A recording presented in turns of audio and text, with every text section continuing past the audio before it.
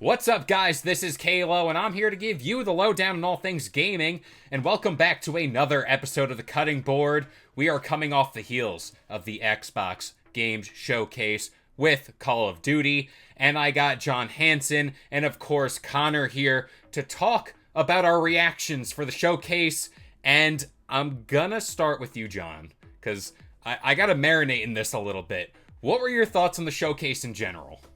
So I've I've been very down on Xbox this year because of everything that's been going on with them business wise. But that was probably one of the no, I'll say that was the best Xbox showcase that I've ever seen.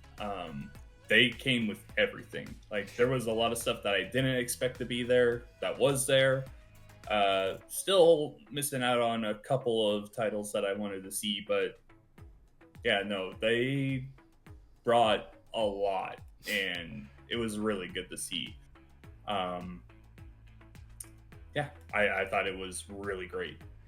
Connor, how about you? What are your thoughts on this showcase? I mean, it's the same thing, honestly. I was very cautious going into it, but I was very pleasantly surprised. A lot of stuff, very great.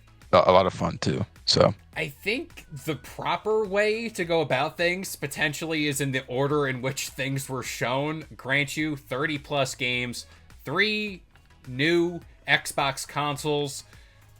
Let's just start with Doom. Why don't we? This was a game that was leaked, talked about, all leading up to this. Of course, we're talking about Doom the Dark Ages, this medieval take on the game. The question I had going into this game is, one, if it is a medieval setting, how are you going to blend that weapon style with Doom? I mean, there was a weapon that crushed a skull up and you shot out the bits. That's my answer, I guess. I love that. Doom is back, and it's going to be on the PS5. John, what are your thoughts on Doom here? I fucking loved it. Oh my god. I fell in love with Doom 2016, and Doom Eternal is probably my favorite game of 2020. I, man, I wish this game wasn't leaked. I would have blown, my mind would have been absolutely blown. It already was blown because the gameplay they showed was amazing. Yes. That looks so much fun. The fucking chainsaw shield that you can throw at people. Oh my god. And then the giant mech that he was in for like a kaiju battle against a giant demon. I mean, Yep. this is id Software just going to town on their IP. They're just like, you know what? Fuck it. We're gonna do everything. We're just gonna whatever we have, whatever idea we have, we're gonna throw it at the wall, and that's just gonna stick because we're fucking id Software. It Oh. looks amazing, and I cannot wait for next year to play this. Connor, thoughts on Doom? so when the showcase was happening, I was out and about, so I had a page pulled up with the announcements, and I just keep refreshing and refreshing. I remember Doom was one of the first ones, and I was watching the trailer for it, and yeah, I mean, it blew me away. I don't know if I can handle waiting till 2025, man. The mech was my favorite part. I'm a sucker for giant robots, big mechs. I just think it's the coolest thing ever. The gameplay looked awesome. Everything about it looked fun. I've been seeing a lot of online discourse about people saying that whoever decided to add the cape to Doom Guy should be promoted, and that just that small thing single-handedly made him so much cooler. And I agree. Everything about it just looked fun. It just looked like a fun game, and I'm excited. It's probably one of my top three favorite things to come out of the weekend. I think it's safe to say you add a cloak or like cape to anything, you're leveling up right there. Like that's what we need in life. I think life in general would be better with capes and cloaks and all that. Let's bring that back. But I guess the next game I want to talk about is well, like it's a game I expected to see or at least something of it, but Perfect Dark. I am pleasantly surprised at the look we got of this game right here. Gameplay, everything. What are your guys' thoughts here on Perfect Dark? Yeah, I was surprised to see this here. I after we've been hearing about Perfect Dark now for probably 6 years, maybe 7 years. Like it's been leaked for a long time, and then all we got was a little teaser trailer in like 21, I want to say. Uh, yeah, I was expecting this game to just go dark until it was ready to be shown. So yeah, when they actually like, they not only like gave us our first actual look at Joanna Dark, but they gave us our first gameplay look, which was very shocking to me, and it looked good. I never played the original two Perfect Dark games, but this isn't a sequel. This is a reboot, so you don't need to play those. But I wanted to see like, oh, this looks really good. There was like, I do want to, I want to know more about it, and that's probably the best thing to come out of this trailer, because I like I said, I never played Perfect Dark. I didn't really care. I was like, okay, when it comes out, I'll try it.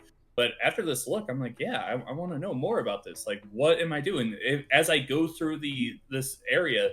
Can I take a different path, a la Dishonored? Like, or is this a linear experience? Because if this is a game that I have all these secret agent gadgets and I can do these different ways to complete my mission, like that would be amazing. And that's really what I want to know about this. It's a little disappointing that they didn't like having a narrator or something be like, yeah, this is how we go about this, you can do this, you can do this. But it was very impressive for its first showing, and I'm a lot more interested now than I was before. You brought up the traversal real quick. I got Mirror's Edge from that. I don't know, it just seemed as smooth as that. The way she was climbing through windows, and again, the gadgets, that's the big play in this all. But yeah, Connor, what are your thoughts about Perfect Dark? Above anything else, I really liked, I think, the graphic style. I guess the art style is a better term. I did like the gadgets. The traversal was cool, but I think, I don't know, there was something about how it looked that really intrigued me. Like John, I haven't played any of the other Perfect Darks, but I'll definitely give it a shot. But it kind of, I can't put my finger, there's something just appealing about the way it looked. And that's what struck me the most. Now, I'm debating, do we have strong opinions on State of Decay 3? I know I'm kind of yes, like... it's amazing, and I can't wait. I was just about to say, it's amazing. That's the thing about this showcase. Like, real quick, I just want to say, you got the announcement of Doom. You're like, okay, cool. Tone setter, whatever. Then you got, let's just say, Perfect Dark. Then you got State of Decay 3. Then you got Fable. It's like, all right, like, I need to breathe real quick. But yeah, State of Decay 3, real quick to me. I love that game. I love the way it plays. This is the game, I think, out of everything... Oh, Perfect Dark, maybe. Oh, Fable. But this game, I wanted to see more, mainly because, again, we got the teaser a while back. And to me, I just love zombie games. I think State of Decay kind of nails the zombie survival, like, a simulator in a way. But yeah, Connor, what are your thoughts here on State of Decay? And then we're going to move on. Oh, I'm going to spend some time on Fable. I didn't love it, but I also didn't like hate it either. You know, I've only played a few zombie games, and they just keep coming out, which isn't a bad thing. You said yourself that you love them, and there's people out there that love them, but there's got to be something really special about them that makes me want to play. And it just felt like it felt odd, because it was kind of that cinematic trailer with like a couple really quick shots of gameplay. But it almost kind of felt staged, almost like that. I think there's a couple years ago that Battlefront gameplay trailer. That was like complete. It kind of felt like that in a sense. It wasn't bad by any means, but it was very okay.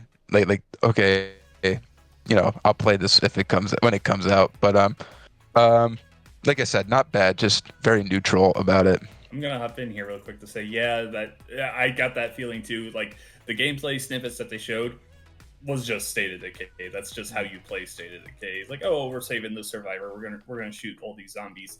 But the thing I want to know is like, this was like a massive group of zombies. Like there wasn't, like in the past you would see maybe like 5 zombies in an area. Okay, maybe more than that in the plague zones, but we also like got to look at all the like different plague things that were on the ground and on the bridge at the end. They didn't show us the zombie deer from the initial thing, so we don't know are there more zombie animals coming.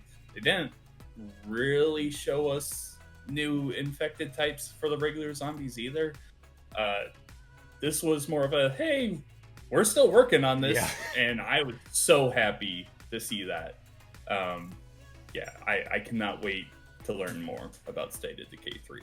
All I could think about at the end of the trailer was I was just, why did they get out the car when they saw the giant huge zombie that they definitely wouldn't have been able to have killed with a couple pistols and like a machete?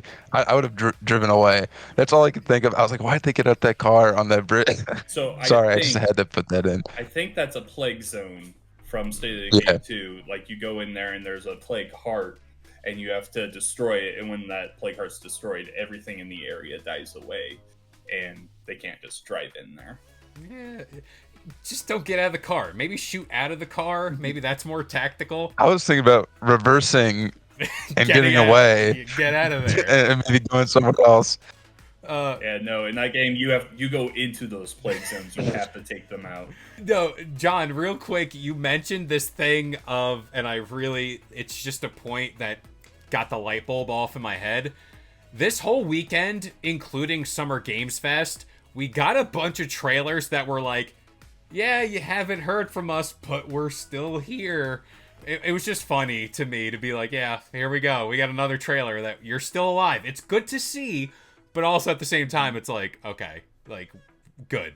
Now, I think this is the point in the video where we spend most of our day. I mean, I don't know. Unless you guys have strong opinions on Call of Duty, let's talk about Fable. I mean, talk about a game that, heading into this, also real quick, pat on the back to us. Our predictions for this showcase, spot on. Spot on outside a few things that left to be desired. But this got the gameplay trailer I didn't expect, like Perfect Dark, and it nailed that British humor. I love it. Playground Games, hats off to you guys. I just have questions now because this is a different developer. This is a reboot of sorts. Are we going to be able to create our character? Because at least as of right now, we still see that one female protagonist and now that other guy who is like an older hero. And then, are we going to be able to be good or evil? I just want to know those things now. Other than that, I'm sold on Fable. Yeah, I would imagine. So in Fable 3, you couldn't create a character, you just chose a guy or a girl.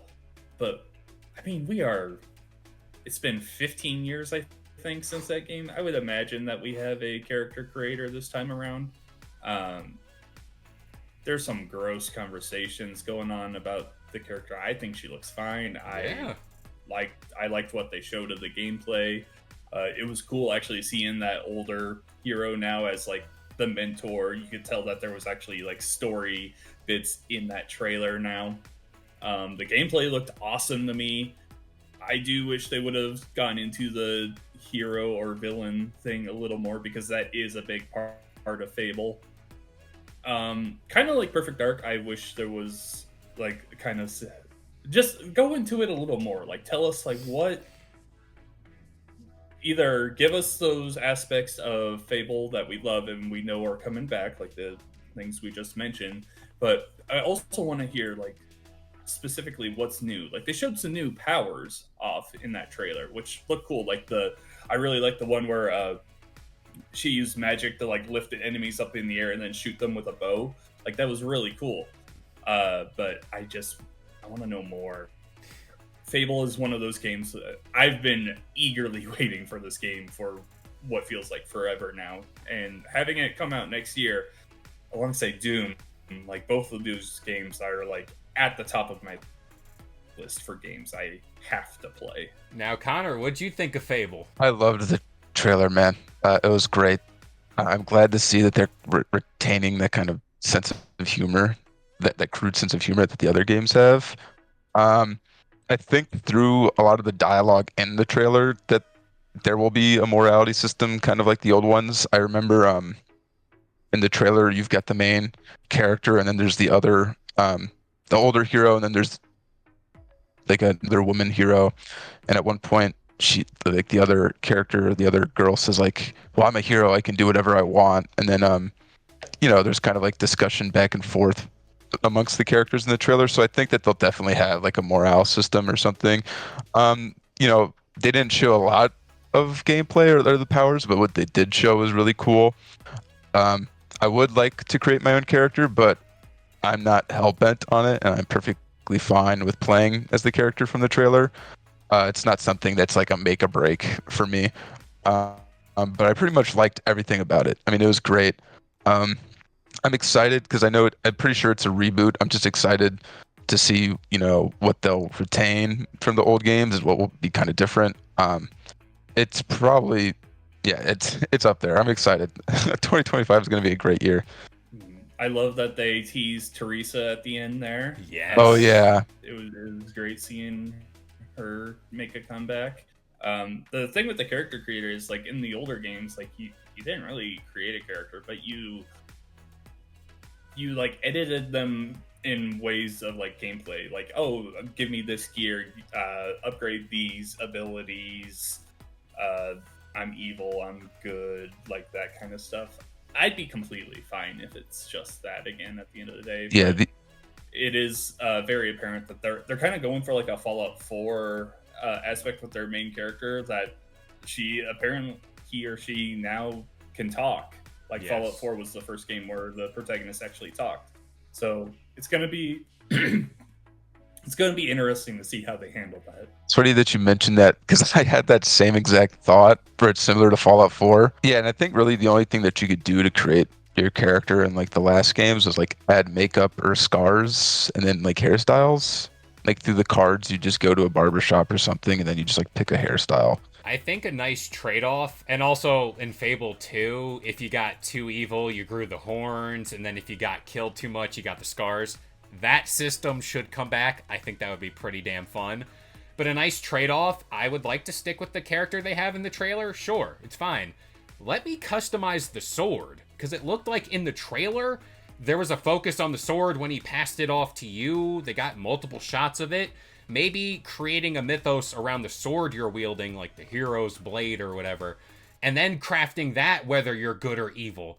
I think that would be a nice little trade-off, especially if they want to just roll with the singular character. It would also kind of help Xbox in a way where it's like, if Fable takes off in the way we all think it's gonna, there's another mascot for you right there. So maybe just do it that way. Regardless, I'm just excited to see more. I'm expecting this to be a fall 2025 game, so I really hope that a year from now we have a deep dive in the gameplay, like really going in and showing us like what is it that makes Fable tick, or maybe we'll have a developer direct at the beginning of the year that will give us all that info. Either one of those, I got what I wanted from this one. Now I only want more. I'm going to call my shot here. Might as well. I think this time next year, what Call of Duty was for this year, let's make that for Fable. Why not? I think it's a big enough game. I think there's more than enough to explore in it. Why not? I think that they showed a couple like recurring. Well, the biggest one that came to mind, and I don't remember their names, is in like Fable. The original Fable game. There was like these almost like golem creatures, and they'd be in the ground. And then once you walked up close enough to them, they'd like pop out, and they're like there's like a tree one, a rock one, and it looked like there was like the kind of like earth tree version of that in the trailer at some point for the new Fable. It was like looking at the main character. I don't know if anybody knows what I'm talking about, but that was cool. I liked that. Now, some quick stuff I kind of want to rattle off. We're getting some new Fallout 76 content. You can play as a ghoul. I think that's long overdue for Fallout in general. I think that's pretty sweet. I gotta give some shine. Compulsion Games, South of Midnight. Looks great. I love the gameplay we got of it. It fits the vibe of a game I love playing. And the art style. I'm not an art snob by any means, and for me to say that right now, to like notice this type of animation, that's saying something. I've been in on this game ever since we got that little trailer, I think last year at the year developer ago. direct, and now they're showing full gameplay, which it backs the point. This game is a lot closer to being done than we all thought. And again, kind of pairing it with an announcement for a game that was made that same day. We didn't see Clockwork Revolution. Kind of upset, but at the same time, I want to talk about South of Midnight. John, what do you think of this game? Real quick, Clockwork Revolution was the one game that I was really hoping to see. I'm with you on that, but it is what it is. Maybe that game's a little further out than I thought. But South of Midnight looked great. I'm with you. I love stop motion. What's it called? Yeah, stop motion. Stop motion animation. Yeah. I love that style. I've been a huge Tim Burton fan all my life. So just like seeing that in a game, big fan. The combat when she was fighting that like boss thing really gave me Kenna Bridge of Spirits vibes, because it was literally just like, oh, we're gonna wipe out this like rot in the area, and then oh, now everything's pretty and there's flowers coming up, and that kind of made me a little worried, because I was like, man, Kenna was beautiful to look at, like great animation and everything, but that gameplay wasn't great. And the combat that they showed here didn't really wow me. It was just kind of basic. Yeah. But then they showed her like traversing the area to get to the church, and I was like, okay, that looks a little cool. Like you can actually fly through like these wind tunnels, and she has a double jump and a glide. She has like a grapple ability. So like stuff like that looked really cool. I'm a little worried about the combat, but the rest of the game I'm very excited to see. Connor, what'd you think of South of Midnight? Very similar thoughts to John. I love the animation style. I love the vibe. Just like the setting, the kind of like southern swampy, very very cool. I don't think that we see that a lot. The combat looked, I was kind of indifferent towards the combat. It was, it is what it is. But the traversal, I think, could be exciting. I think if traversal is done right, it can be super fun in any game. I always love like grapple hooks. He said the wind tunnels. I don't think I had grapple hooks. I was just making an example, but he said the wind tunnels and. Oh, did she? Grapple too. Yeah. Yeah. So yeah, I'll keep an eye out for it. But most of all, I think I'm really impressed with the vibe, but also the characters. I love the little monster, not the little monster, the big monster thing, and then the main character. I kind of liked the dialogue between the two of them. So yeah, I'll keep an eye out for it. Now, let's move on to some hardware, and we did get the all-digital Xbox Series X. We got a brand new OG Xbox Series X with a $600 price point in a new colorway, special edition, and then we got a 1 terabyte, or is it 2? It is a 1 terabyte Xbox Series S. How are we feeling about this? I guess it's okay. More console variation. It is what it is. I don't think I'll ever get an all digital console. I like having my games. I like the cases. I like to put them on my bookshelf. I like to hold them. So I don't think an all digital console will ever be for me. That's pretty much it. I already have a Series X. I don't need to get a Series S. So yeah. I mean, to be fair, in the vein of talking about hardware while we're here, Phil Spencer was interviewed by IGN, and he didn't outright deny the existence of the Xbox handheld.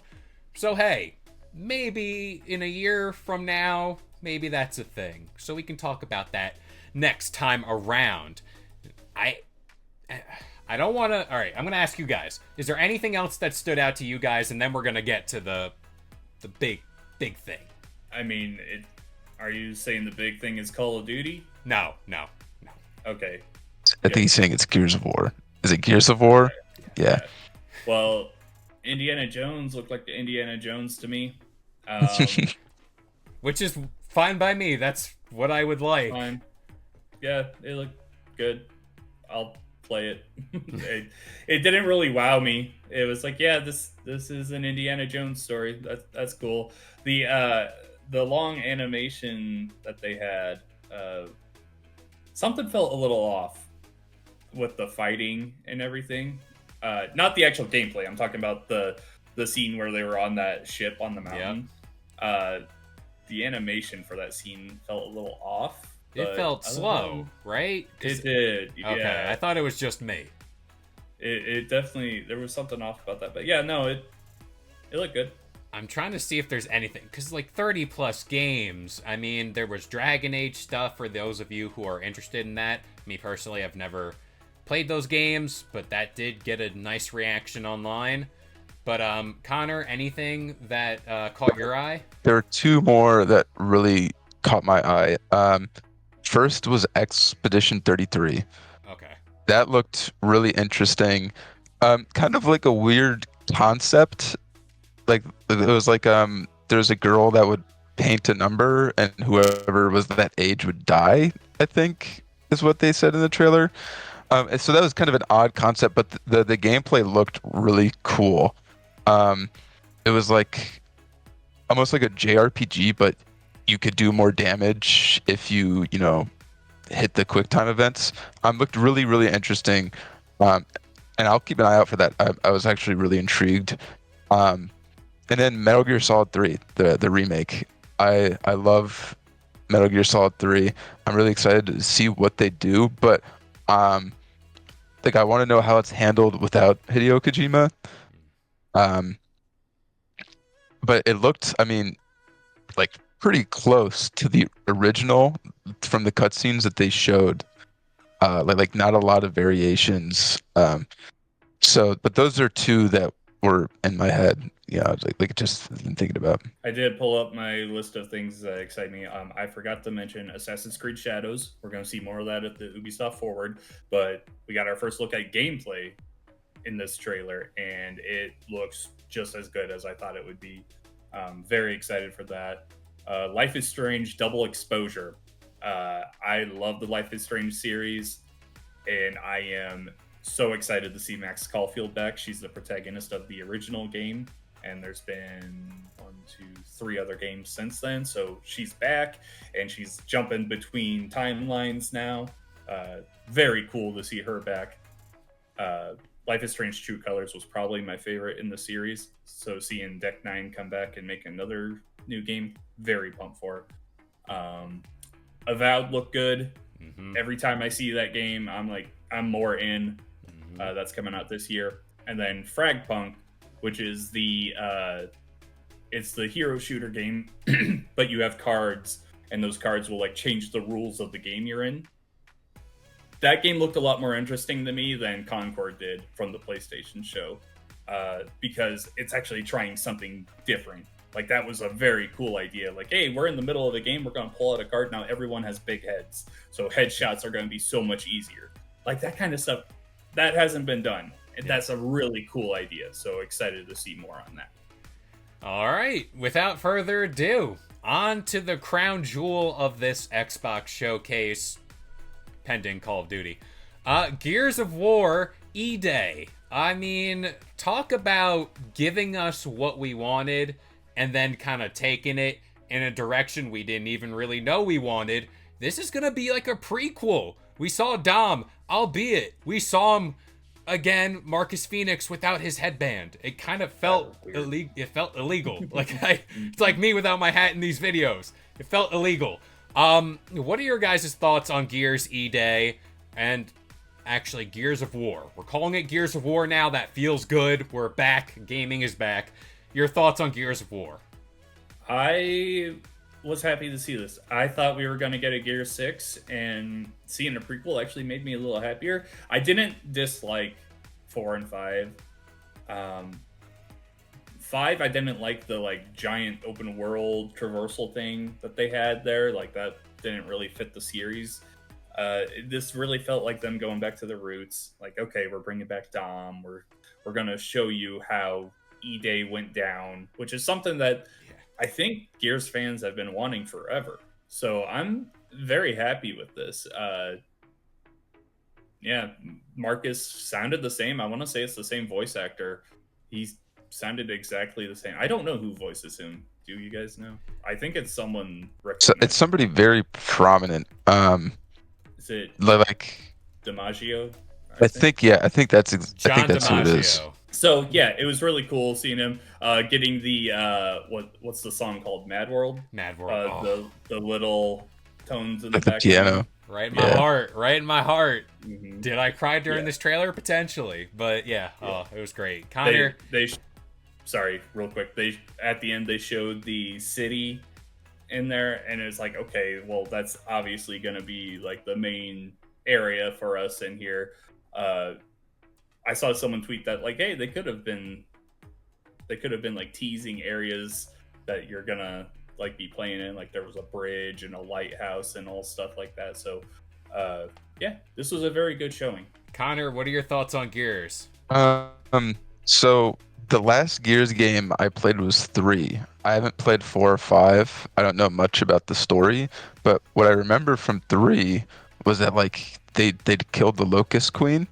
So I don't know how narrow the story gets in 4 and 5, but I think having a prequel was a good idea because I think it leaves a lot more open, whereas you're probably a lot more restricted with having a Gears 6. Like I said, I haven't played a Gears since 3, but I watched this trailer and I was like, yeah, I'm gonna play Gears of War when I get home. Yep. Because I was out and I watched the trailer. Like it made me want to go home and play through the series again. Like that's how effective it was. It was very well done. I really liked the struggle between Marcus and the soldier. I mean the Locust.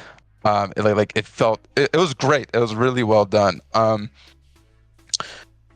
Yeah, I know that they had Gears Judgment Day. Was that also a prequel? But they didn't follow Marcus. That followed Baird, right? That was a different character.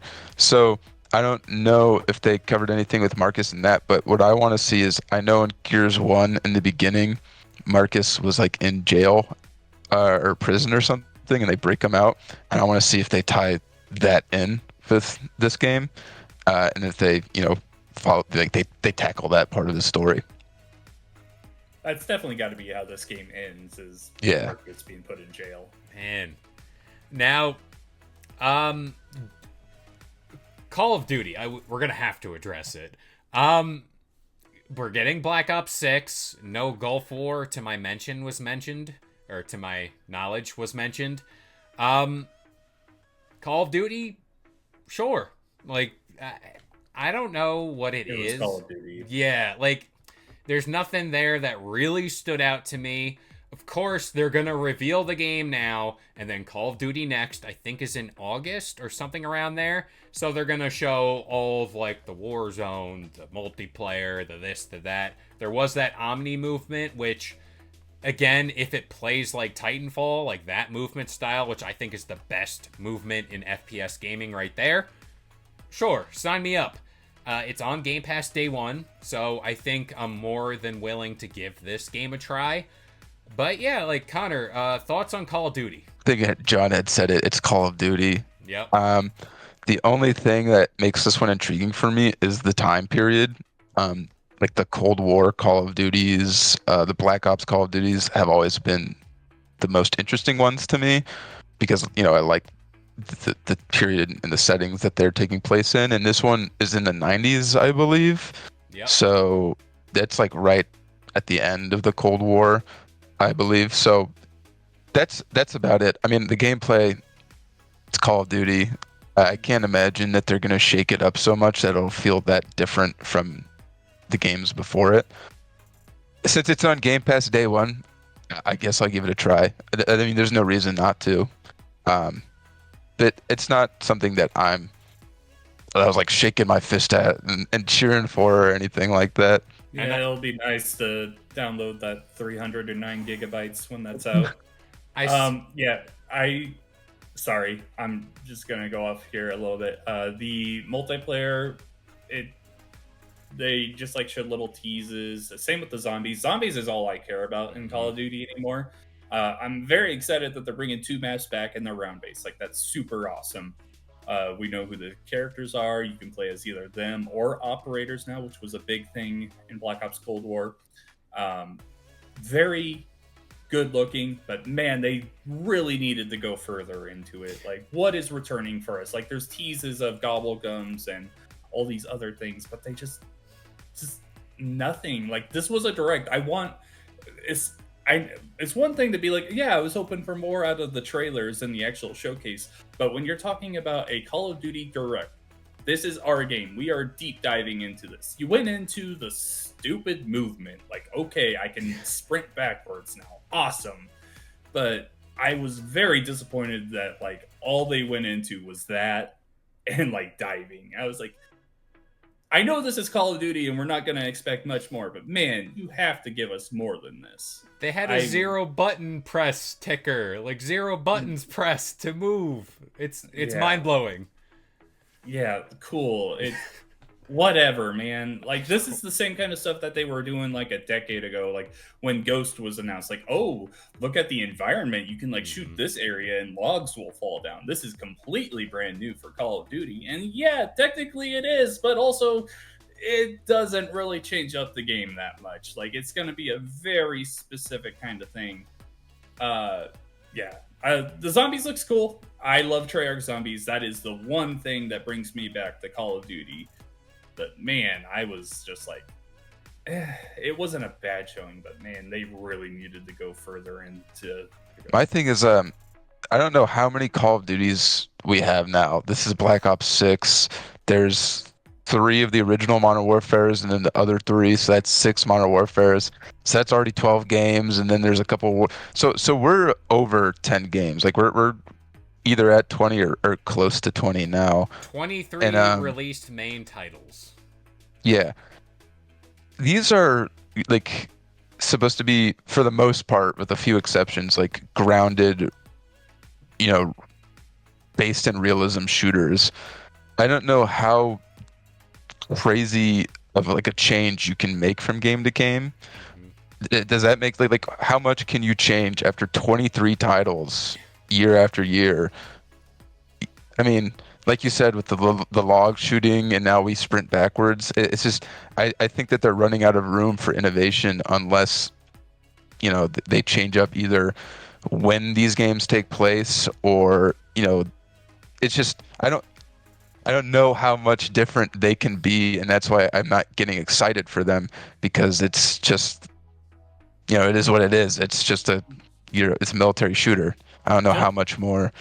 Just to clarify, I'm not looking for like giant changes. Like, no, it is Call of Duty. That is fine. When you get into things like the exosuits and the Infinity Warfare stuff, that's when I'm like, no, this is too far. I don't want this. I don't want these things. Not in Call of Duty. What I want is just show us more of the maps. Like, they were like, okay, we're gonna show you more of this in August. Yeah. Then why are we having a direct now? You could have just had the original trailer that they started the Xbox showcase with and been like, see more at the Call of Duty Next event. Like, my whole thing was the Call of Duty direct just was completely unneeded. I think that's the thing, especially with this being the first showcase with Activision Blizzard. They're gonna try to flex that muscle. And yeah, like you said, if they took that trailer at the start, plugged it in the back, and said, all right, there's that with the little bits you got, sure, whatever. But showing that trailer took away from what was shown later, and it's like, all right, here we are. The Starfield Direct gave us a lot more into the actual game, and I think that's what people were looking for. But at the same time, we're talking about Call of Duty, and like I keep saying, the people that play these games are not playing it for the story or whatever. They want to know about Warzone. They want to know about multiplayer. They heard about Prestige. Their bells were ticked. They were like, yeah, sure. Hey, here we go. Call of Duty's coming. Yeah, you know that it's really a banger year when one of the like headlines from the Call of Duty showing is, yeah, Prestige is back to what it used to be. It made me laugh. I'm like, yep, this is where we're at. This is where everything is. But pending any final remarks, we're gonna rate this showcase 1 to 10. 10 being the best, 1 being the worst. Connor, you're up first. What are we doing? 1 to 10. I give it a 9. Okay. I see you. I see you. John, how about you? It's a 10. 10 doesn't mean perfect, but it's a 10. There was definitely areas to be better, but they came out and they showed their guns. Like, they were like, okay, this is what we have. This is what we're working on. Now, it's very important to note that they have to follow through on this. Yes. They've done the showing us. Now they have to actually deliver. Like, this has been Xbox's thing. We've been hearing about a lot of these games for like 6 years now. Like, there is a lot to live up to. And to this point, they haven't been doing that. They have to deliver in the next 2 years on all of these titles. I'm gonna give it a 9, and just out of bitterness, it's not gonna get a 10 because I had Banjo slated for this show. No Banjo. So, Xbox, there's your call out for next year. Give me something, please. I'm just here. I'm asking for not too much. 3D platformer, it's not that much. But yeah, 9 out of 10. It just, we talk about this window being the E3 window. This is like the season of it. Back in the day, E3 was this big gaming experience with all these cool announcements coming off the heels of Summer Games Fest, that state of play.